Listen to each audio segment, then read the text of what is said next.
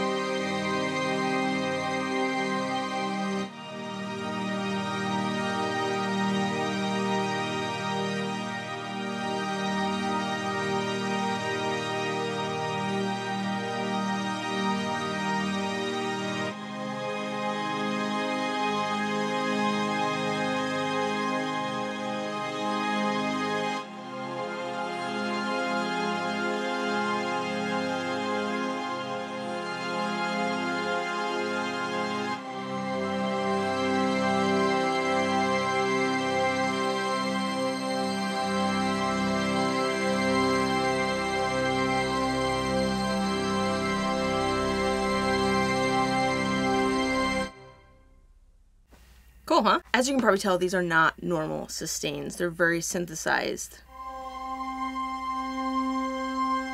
Kind of wobbly, almost like degraded audio from like early like black and white films.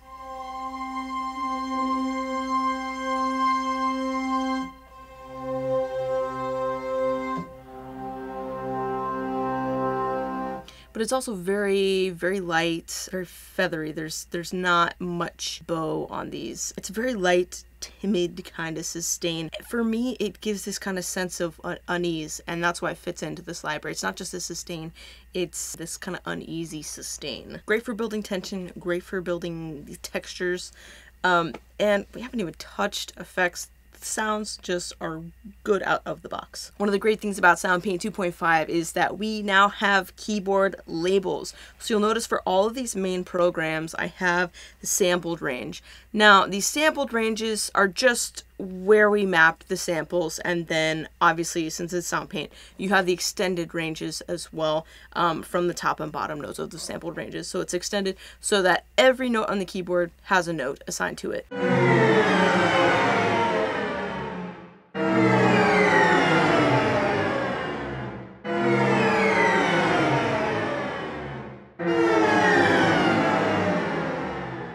Something you'll notice with these sampled ranges that we have, now that you can see where they are, is that for each of these sounds, each note within this sampled range is a variation on the same kind of sound. So for example, this falling one, we ask the players to make this falling kind of effect. And so where the aleatory, where the toss of the dice, the chance comes in, is how the players interpreted our instructions to them. And that's where you have all these variations. On these, you'll notice that they're very, very similar, but there are these subtlest differences, whether a player held a note a little bit longer, played a little bit louder, maybe their tremolo was a little bit, whatever. There's slight variations within each of the sampled range notes. So these are almost identical, and if you notice on this A flat, the end is just a little bit different than the G. So the G,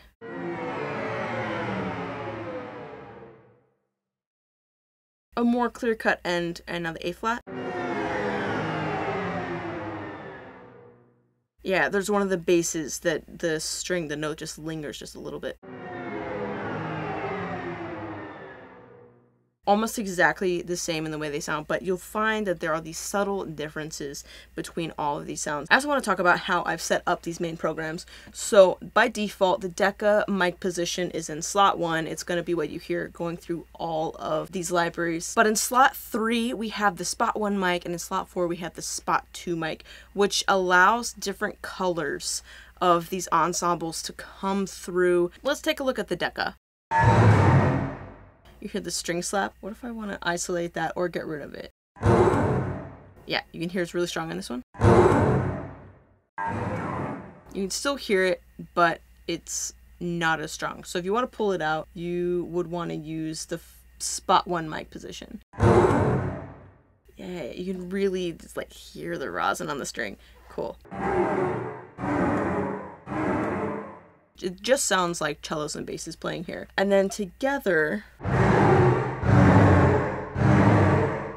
I do want to point out one thing. So the Decca mic is a little further back. It's a kind of a full picture of the sound that we have. But spot 1 and spot 2 do not sound like the Decca. Spot 1 and spot 2 are more like a close mic that's... Here, I'll just show you. It's like wider, if that makes sense. It's not as far back when you listen to it. It's a little closer. If I was sitting in front of an orchestra as a conductor and I had the cellos and basses playing this right in front of me, that's almost what this is like. It's like they're right in front of you, which is cool. And then this Decca is kind of like them being on stage and I'm in the audience, because you get more of the sound from the room, whereas with the spot mics you don't. It's up close and personal.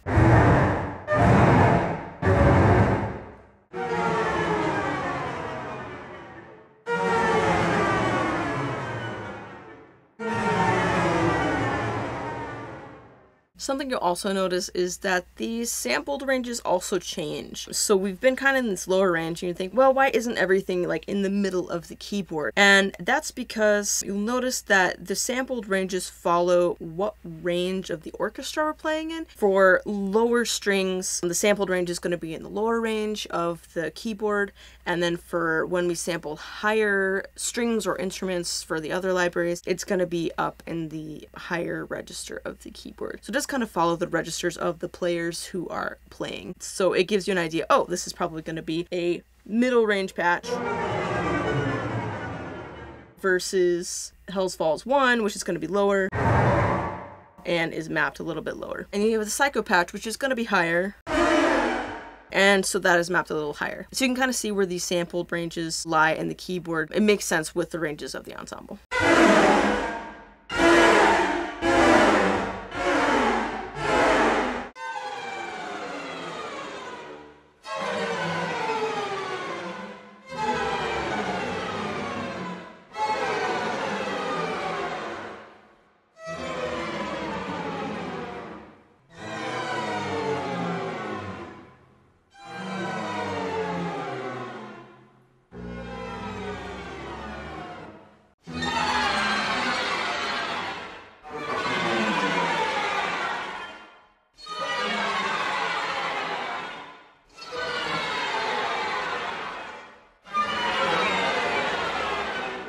So something fun I want to show you guys, this library, because it is stretched across the entire range of the keyboard, the low end is really, really cool. Check this out.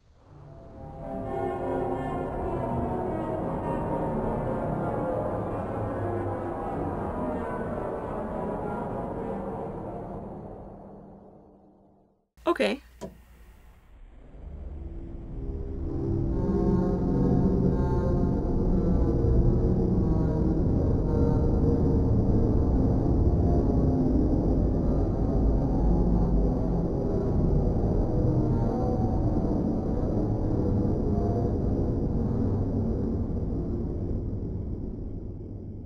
Cool, right?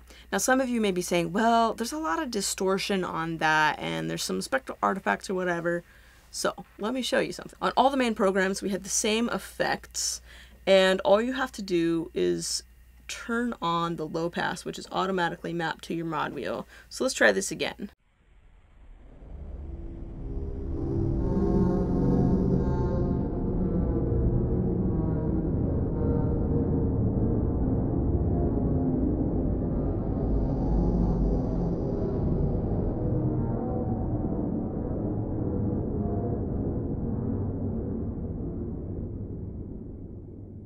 Yep, all you need is the low pass to take off the higher frequencies, and it gets rid of all that distortion and kind of spectral artifacts that happen because these notes are stretched so low. But let's take it even deeper and even darker.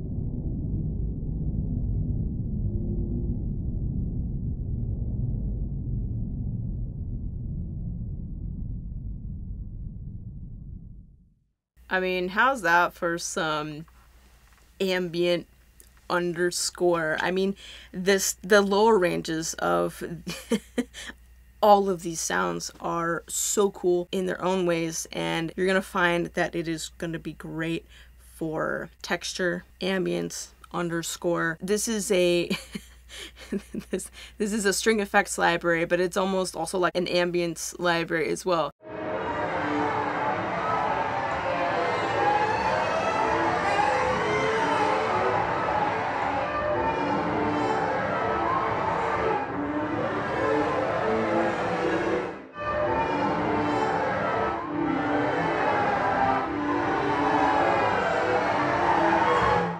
Pull out some of these sounds.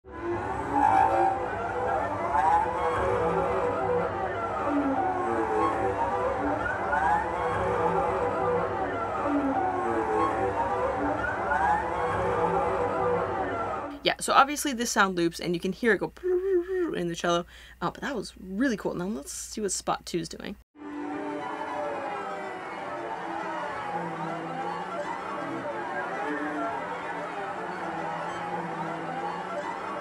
That's so cool. I actually want to take this one and stretch it down. So I'm going to do one note stretch, because I think that's going to sound really, really cool in this lower range. You get some harmonics off of this note. Yeah, it's just kind of wild. So I want to hear this down.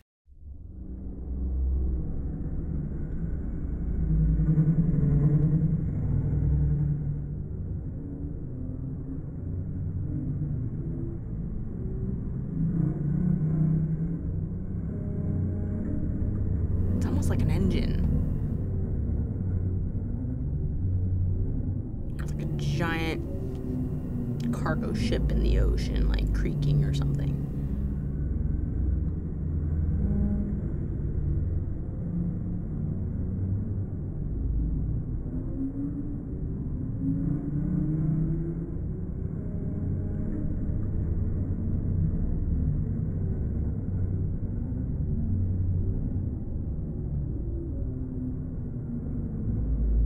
Again, these libraries are great for sound design. Yeah.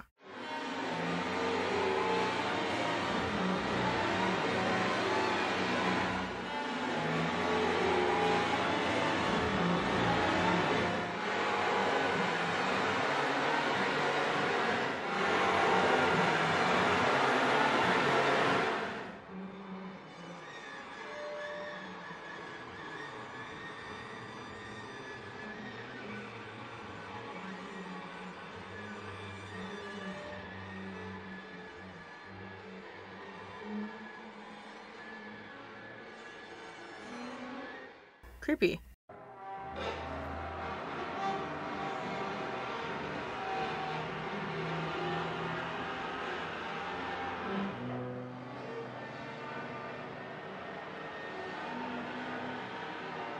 Spooky.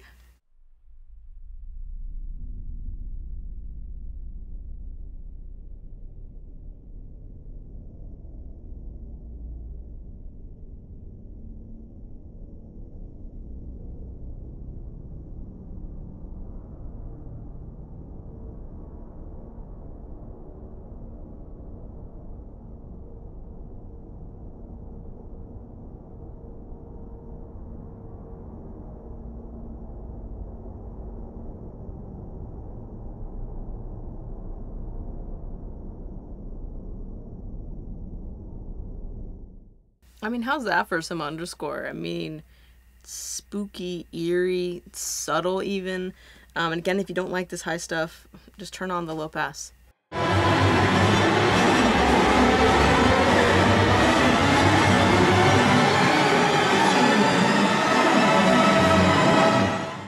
Wow.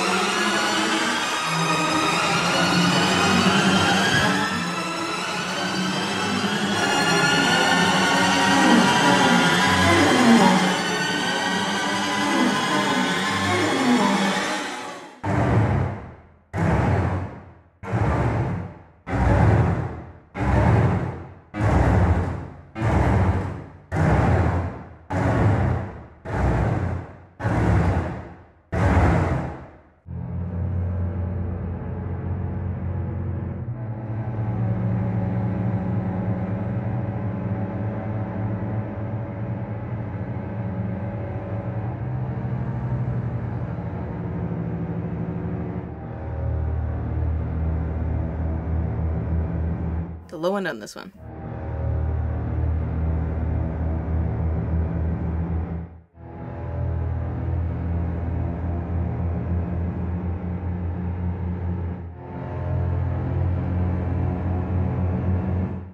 Awesome.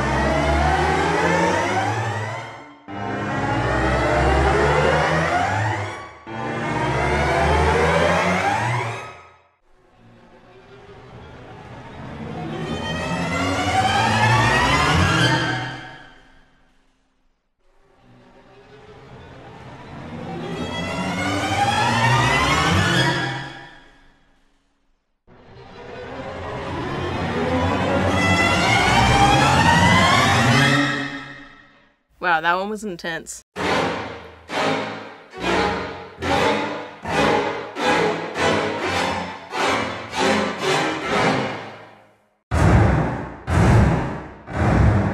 Ooh, you can really hear the rosin on one of the basses. See if I can pull that out a bit. You can hear the rosin on the bow. Ah, love it. For the Bernard Herrmann fans.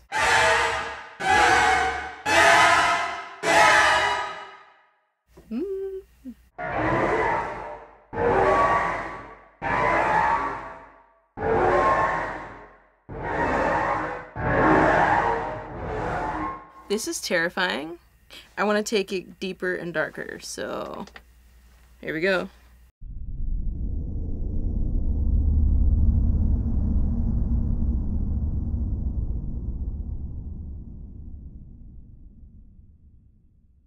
Okay, so that was just kind of like an ambient swell. Wow. Not what I was expecting, but I love being surprised. There it is.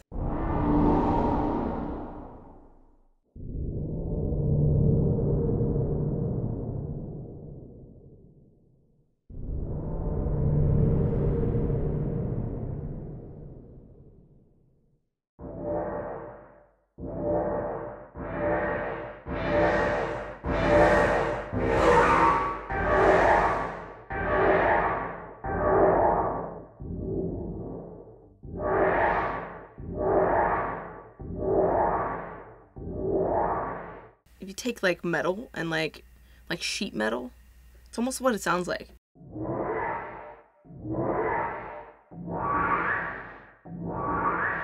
Like it sounds like metal. That's crazy because they're strings. I mean, obviously the strings are metal, but like.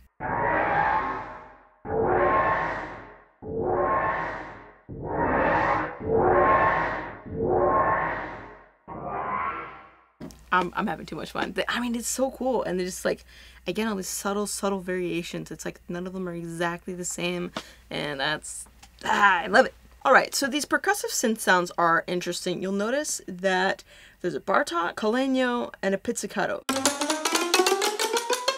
and then obviously Legno.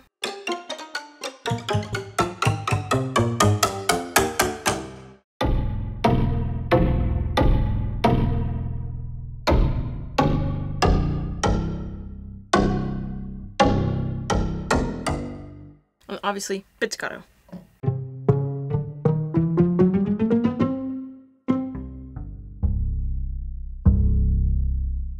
But they were turned into synths as well. So take a look. So like Bart was taken from the Bartok.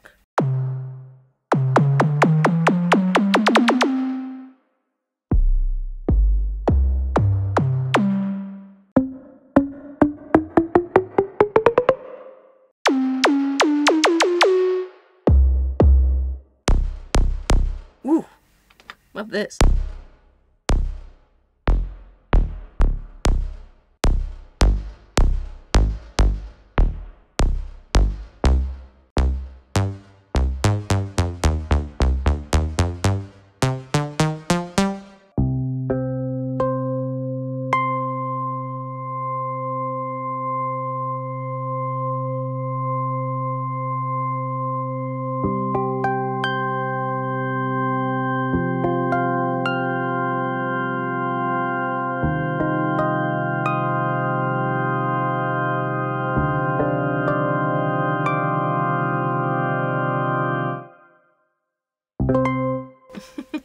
I don't even know what was done to make this actually.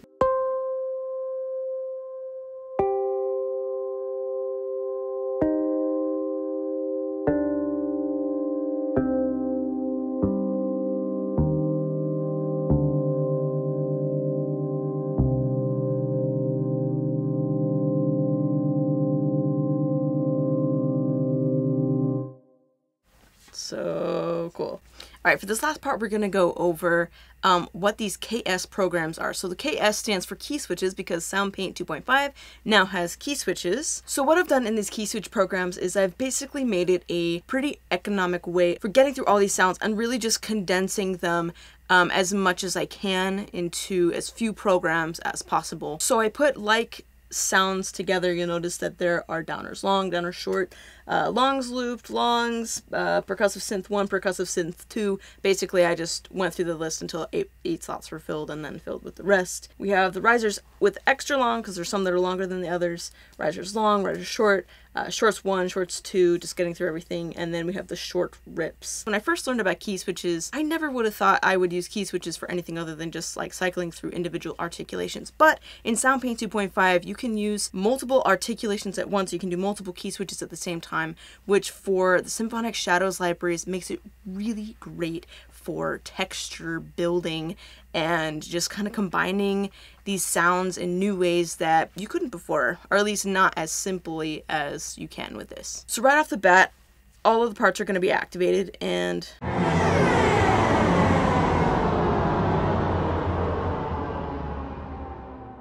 all the long downers, and they work together really, really well, which is why I've got these like sounds together.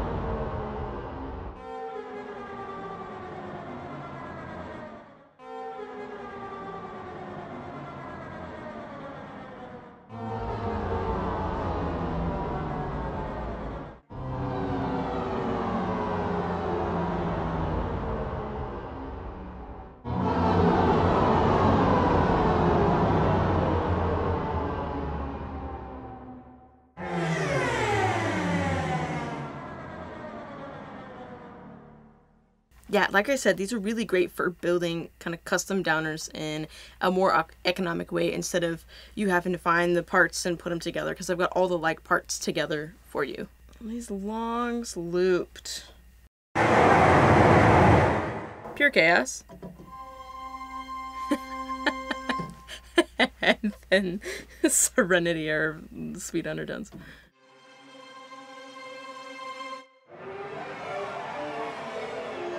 Yeah, there's some of the gas. Some more.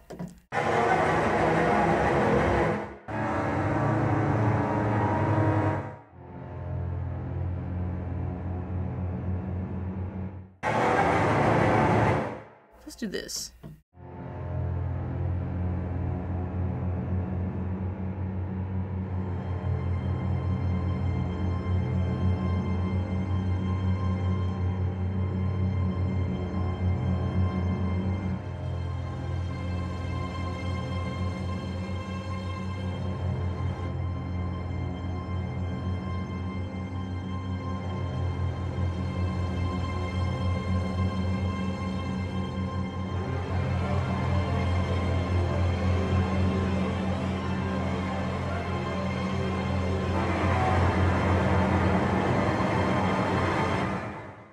Yeah, I mean, you can build and build and build. And all I'm doing is I'm playing the same note with the same sound as kind of like a drone underneath.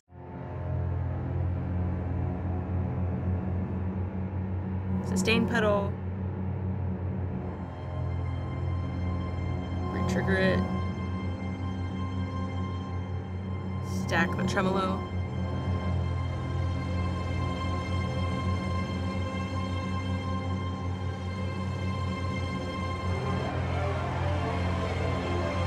Yeah, I mean, you can do a lot of really, really cool things with these. This is just a really, really cool way of getting through all these sounds, combining them in different ways.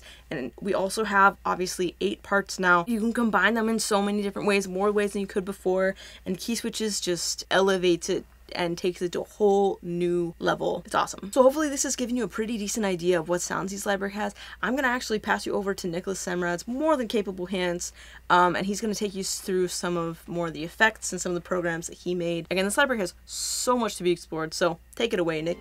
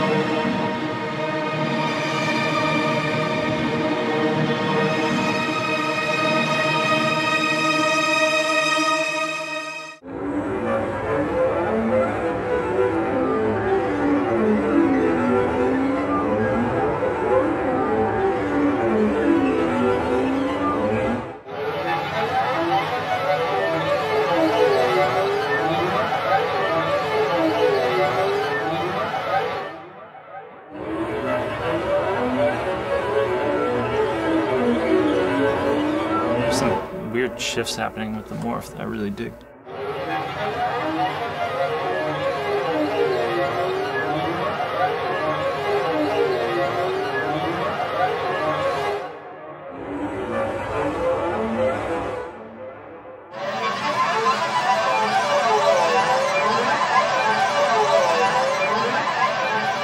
Let's add that to the original.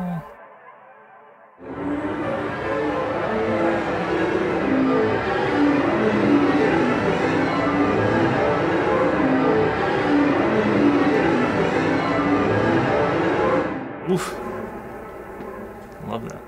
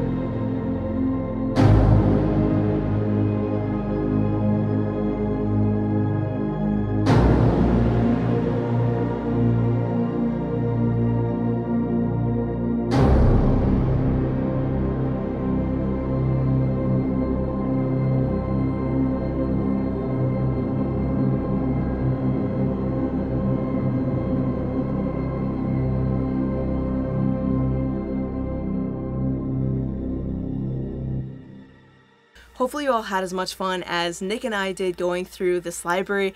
There is just so much to be explored, and I can't wait to hear what you all come up with. We are dropping this series the same day. You don't have to wait for brass, strings, and woodwinds. They are all coming at the same time, so you can get the bundle. You don't have to wait for any of it. Feel free to drop a comment below. I do read all of them, and I love hearing from you guys. You can also reach me anytime at our Soundpaint Discord. Feel free to DM me there, but until next time, take care.